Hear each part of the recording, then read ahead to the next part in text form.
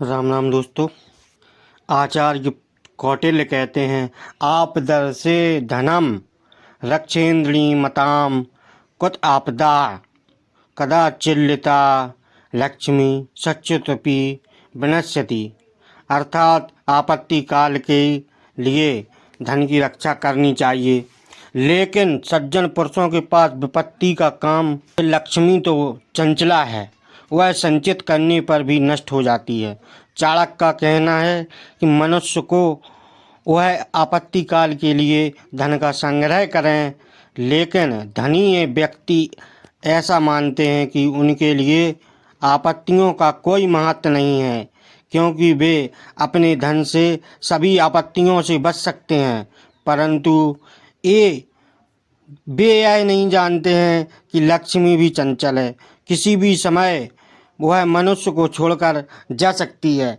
ऐसी स्थिति में यह है कि इकट्ठा किया हुआ धन भी किसी समय नष्ट हो सकता है। आचार्य कौटिल्य कहते हैं कि ऐसे में देशे न सम्मानो न वृत्ति चा बांधवा न च विद्यागमा कच्छत ता देशम परवर्जते। अर्थात जिस देश में आदर सम्मान नहीं है और न ही आजीविका का कोई साधन है, जहाँ कोई बंधु बांधव रिश्तेदार भी नहीं, तथा जिस प्रकार की विद्या और गुणों की प्राप्ति की संभावना भी नहीं, ऐसे देश को छोड़ देना चाहिए। ऐसे स्थान पर रहना उचित नहीं। किसी अन्य देश अथवा अन्य स्थान पर जाने का एक प्रयोजन यह होता है कि वहाँ जाकर कोई नई बात, नई विद्या, रोजगार और नया गुण सीख सकेंगे। परंतु जहाँ इनमें से कोई बात की संभावना ना हो, ऐसे देश में या ऐसे स्थान को तुरंत छोड़ देना चाहिए।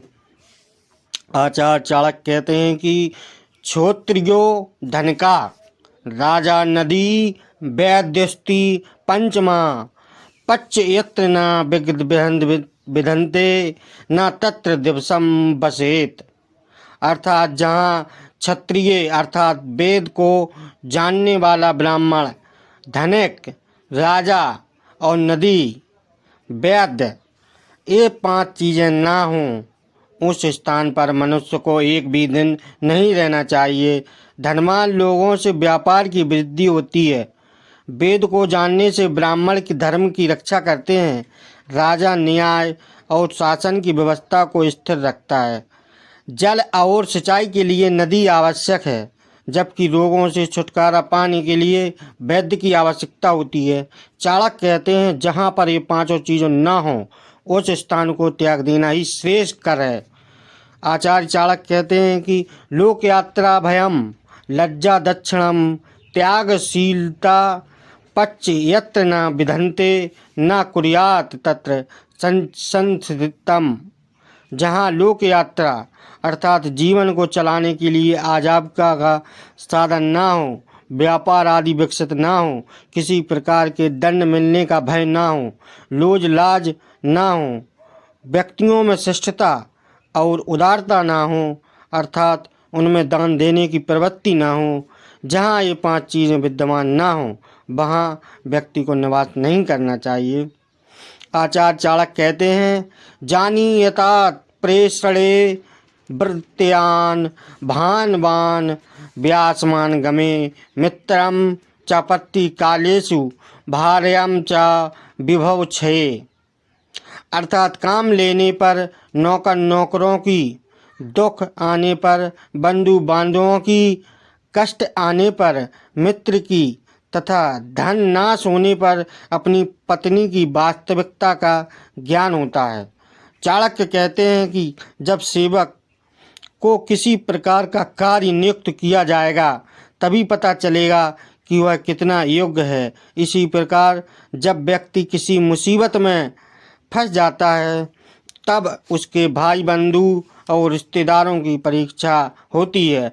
मित्र की पहचान भी विपत्ति के समय ही होती है। इसी प्रकार धनहीन होने पर पत्नी की वास्तविकता का पता चलता है कि उसका प्रेम धन के कारण था या वास्तविक। आचार्य चाणक्य कहते हैं आतुरे व्यसने व्याप्ते दुर्क्षेभे शत्रु छकटे राजद्वारे शमशाने चा यशस्थित सब बांधवा। अर्थात किसी रोग से पीड़ित होने पर, दुख आने पर, अकाल पड़ने पर, शत्रु की ओर से संकट आने पर राज्यसभा में, शमशान अथवा किसी मृत्यु के समय जो व्यक्ति साथ नहीं छोड़ता, वास्तव में वही सच्चा बंधु माना जाता है। व्यक्ति के रोग शैया पर पड़े होने पर अथवा दुखी होने पर, अकाल पड़ने पर और शत्रु द्वारा किसी भी प्रकार का संकट पैदा होने, किसी मुकदमे आदि में फंसे जाने और मरने पर जो व्यक्ति शमशान घाट तक साथ देता है वही सच्चा बंधु अपना होता है। अर्थात ये अवसर ऐसे होते हैं जब सहायकों की आवश्यकता होती है। प्रायः यह देखा गया है कि जो किसी सहायता करता है वह उससे सहायता मिलती है, जो समय पर किसी के काम नहीं आता उसका साथ कौन देगा। आचार्य पंडित कहते हैं कि यो ध्रुवाणी परित्याज्य अध्रुवम पर सेवते ध्रुवाणी तस्य नश्यन्ति अध्रुवम नष्ट में भी। जो मनुष्य निश्चित को छोड़कर अनिश्चित के पीछे भागता है अर्थात उसका कार्य या पदार्थ नष्ट हो जाता है। आचार्य पंडित कहते हैं कि लोभ से ग्रस्त होकर व्यक्ति को हाथ पांव नहीं मारने चाहिए, बल्कि जो उपलब्ध हो गया है उसी में संतोष करना चाहिए। जो व्यक्ति आधी में छोड़कर पूरी के पीछे भागते हैं उनके हाथ से आधी भी निकल जाती है। आचार्य पंडित कहते हैं कि बर्येत कुलजा प्राज्ञो विरूढ़ पाणी कन्यम काम रूपवंतीम च न नीचस विवाहे सदृशे कुलम। बुद्धिमान व्यक्ति को चाहिए कि वह श्रेष्ठ कुल में उत्पन्न हुई कुरूप अर्थात सौंदर्यहीन कन्या से ही विवाह कर ले, परंतु नीच कुल में उत्पन्न हुई सुंदर कन्या से विवाह ना करे। वैसे विवाह अपने समान कुल में ही करना चाहिए। आचार्य चाणक्य कहते हैं कि यह बहुत सुंदर बात कही गई है कि शादी विवाह के लिए सुंदर कन्या देखी जाती है। सुंदरता के कारण लोग न कन्या के गुणों को देखते हैं न कन्या के कुल को देखते हैं। ऐसी कन्या से विवाह करना सदा ही दुखदायी होता है, क्योंकि नीच कुल की कन्या के संस्कार भी नीच ही होंगे। उसके सोचने, बातचीत करने या उठने बैठने का स्तर भी निम्न होगा, जबकि उच्च और श्रेष्ठ कुल की कन्या का आचरण अपने कुल के अनुसार होगा। भले ही वह कन्या कुरूप व सौंदर्यहीन हो, वह जो भी कार्य करेगी उससे अपने कुल का मान ही बढ़ेगा। और नीच कुल की कन्या तो व्यवहार से परिवार की प्रतिष्ठा को बिगाड़ेगी। वैसे ही विवाह सदा अपने समान कुल में ही करना उचित होता है, अपने से नीच कुल में नहीं। यहाँ कुल से तात्पर्य धन संपदा से नहीं, परिवार के चरित्र से है।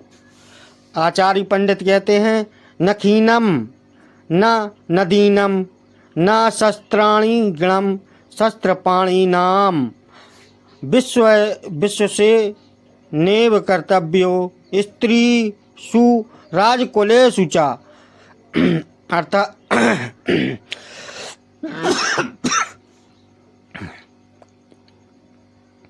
अर्थात नखी नाम अर्थात बड़े बड़े नाखूनों वाले शेर और चीते आदि प्राणियों, विशाल नदियों, संगीड़ाम अर्थात बड़े बड़े सींग वाले सांड आदि पशुओं, शस्त्र धारण करने वाले स्त्रियों तथा राजा से संबंधित कुल वाले व्यक्तियों का विश्वास नहीं करना चाहिए। बड़े बड़े नाखूनों वाले हिंसक प्राणी से बचकर रहना चाहिए। न जाने कब वे आपके ऊपर हमला कर दें। जिन नदियों के पुष्टे अथवा तट पक्के नहीं, उन पर इसलिए विश्वास नहीं किया जा सकता कि न जाने कब उनका वेग प्रचंड रूप धारण कर ले और कब उनकी दिशा बदल जाए। न जाने कब किधर बहना प्रारंभ कर दें। इसलिए प्रायः नदियों के किनारे रहने वाले सदैव उजड़ते रहते हैं। बड़े बड़े सींग वाले सांड आदि पशुओं का भी भरोसा नहीं है, कौन जाने उसका मिजाज कब बिगड़ जाए। जिसके पास तलवार आदि कोई हथियार है उसका भी भरोसा नहीं किया जा सकता, क्योंकि वह छोटी सी बात पर क्रोध में आकर कभी भी आक्रामक हो सकता है। चंचल स्वभाव वाली स्त्रियां पर भी कभी विश्वास नहीं करना चाहिए। वह अपनी चतुरता से कभी भी